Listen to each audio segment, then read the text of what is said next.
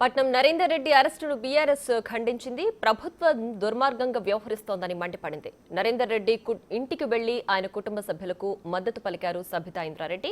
మరిన్ని వివరాలు మా ప్రతినిధి సుజాత అందిస్తారు. నరేందర్ రెడ్డి అరెస్టుతో అటు మంత్రులైతే మాత్రం వాళ్ళ కుటుంబ సభ్యులను పరామర్శించడానికి వస్తున్నారు. ప్రస్తుతం సబితా ఇంద్రారెడ్డి ఉన్నారు. చెప్పండి, అసలు ఈ అరెస్ట్ని ఏ విధంగా చూస్తారు? కుటుంబ సభ్యులు ఏం చెప్తున్నారు? అరెస్ట్ను ఖండిస్తున్నామమ్మా. ఎందుకంటే ఆయన చేసిన మిస్టేక్ ఏం లేదు. ప్రజల పక్షాన ప్రశ్నించాడు. ప్రజల సమస్యలలో ఉన్నారు, బాధలలో ఉన్నామని అంటున్నప్పుడు అక్కడ గతంలో ప్రాతినిధ్యం వహించాడు కాబట్టి ఖచ్చితంగా ప్రజల పక్షాన్ని నిలబడి ప్రశ్నించాడు. అదే తప్పు అనుకుంటే ఎట్లా? ఎస్, ప్రజలు వాళ్ళ బాధను వినకపోతే, ప్రభుత్వము బాధ్యతలో ఉన్న వాళ్ళు, అధికారంలో ఉన్న వాళ్ళు వాళ్ళ బాధను వినకపోతే ఆ బాధనే ఏ విధంగా ఆవేశంగా మారుతుంది అనేదానికి నిన్న అధికారుల మీద దాడి జరిగింది. అది నిజంగా బాధాకరం. కలెక్టర్ గారు చాలా చాలా మంచోడు, చాలా బాగా మానవీయ కోణం ఉన్నవాడే. కానీ ఏం చేస్తాం, అక్కడ కలెక్టర్ గారు కనిపించలే, అధికారులు కనిపించలే. అక్కడ ప్రభుత్వం భూమి లాక్కుంటుందనే బాధ, ఆక్రోశం రైతులలో కనిపించింది. ఆ సమస్యను ఎట్లా పరిష్కరించాలని ఆలోచించాల్సిన ప్రభుత్వం దాన్ని పక్కన పెట్టి దాని వెనకాల ఎవరున్నారు, ఏం కుట్ర ఏముంటుంది? ఇక్కడ ప్రజల ఇబ్బందులలో ఉన్నప్పుడు బాధ్యతగా నిల్చోవడం మా బాధ్యత, ప్రజాప్రతినిధులుగా బాధ్యత. పదవిలో ఉన్నా లేకపోయినా వాళ్ళ పక్షాన పోరాటం బాధ్యత. అదే పని నరేందర్ చేశాడు. ఇప్పుడు నరేందర్ని అరెస్ట్ చేయడం అక్రమం. అరెస్ట్ చేసి భయపెట్టిస్తామో ఏదో ఇది చేస్తామంటే ఎవరు భయపడే స్థితిలో ఉండరు. డెఫినెట్గా ప్రజల పక్షాన్నే పోరాటం చేస్తారు. దాడి చేసినటువంటి సురేష్ బీఆర్ఎస్ కార్యకర్త నరేందర్ రెడ్డి గారితో దాదాపు 42 సార్లు కాల్ మాట్లాడారు అని చెప్పేసి పోలీసులే చెప్తున్నారు. 42 సార్లు ఏం మాట్లాడిందో ఉంటుంది కదా, మీరు అనుకుంటే వింటారు కదా.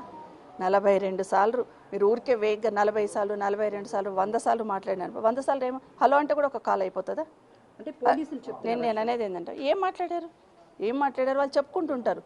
కలెక్టర్ గారు ఇక్కడికి రాలేదని చెప్తారో, లేకపోతే మేము అడిగి పోలేమని చెప్తారో, ఇక్కడికే రమ్మని చెప్పండి వాళ్ళకని చెప్పుంటారు. ఏదో ఉంటుంది. పొలిటికల్గా ఇబ్బంది ఉన్నప్పుడు లీడర్తో షేర్ చేసుకుంటారు.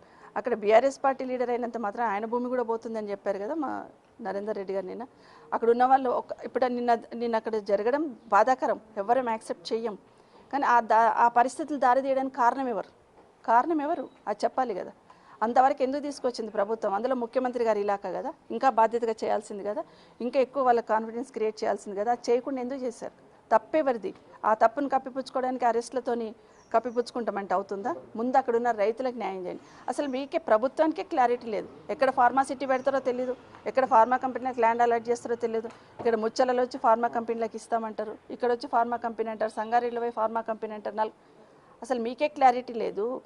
రైతు భూమిని కన్నతల్లితో సమానంగా చూసుకుంటాడు. ప్రాణం పోయినా భూమిని వదలొద్దనే ఆలోచన రైతుకు ఉంటుంది. ఎందుకంటే దాని మీద బ్రతుకు తెరువు కాబట్టి.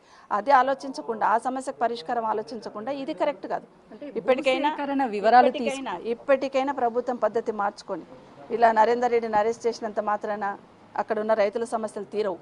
అక్కడ రైతులకు ఏం బాధ ఉంది, ఏం కాన్ఫిడెన్స్ క్రియేట్ చేయాలని ముందు ఆ దిశగా ఆలోచించమని కోరుతా ఉన్నాను. భూసేకరణ వివరాలు సేకరించడానికి వెళ్ళినటువంటి టైంలోనే ఈ దాడి జరిగింది. దీన్ని మీరు ఖండిస్తారా? లేకపోతే అటు ఇప్పటికే కాంగ్రెస్ ప్రభుత్వము, కాంగ్రెస్ నాయకులు బీఆర్ఎస్ వాళ్ళు సపోర్టెడ్గా ఉన్నారు, అంటే దాడిని ఖండించడం లేదు అని చెప్పి చెప్తున్నారు. ఏమంటారు? అంటే ఇప్పుడు అట్లా కాంగ్రెస్ వాళ్ళు లేరాడా ఆ ఊర్లో? ఓన్లీ బీఆర్ఎస్ ఉన్నారా? ఇప్పుడు ఏ ఊర్లో అయితే నిన్న దాడి జరిగిందని మీరు అంటూ ఉన్నారో 3 నెలల నుండి జరుగుతుంది కదా. 3-4 నెలల నుండి వాళ్ళు చెప్తూనే ఉన్నారు, మేము ఇవ్వము, భూమి ఇవ్వము.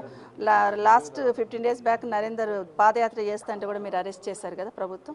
మరి 3 నెలల నుండి నడుస్తున్నప్పుడు మీరు కూర్చొని మాట్లాడుకోవాలి. ఇప్పుడు ఆ ఊర్లో కాంగ్రెస్ వాళ్ళు లేరా, బీజేపీ వాళ్ళు లేరా? Only BRS పార్టీనా?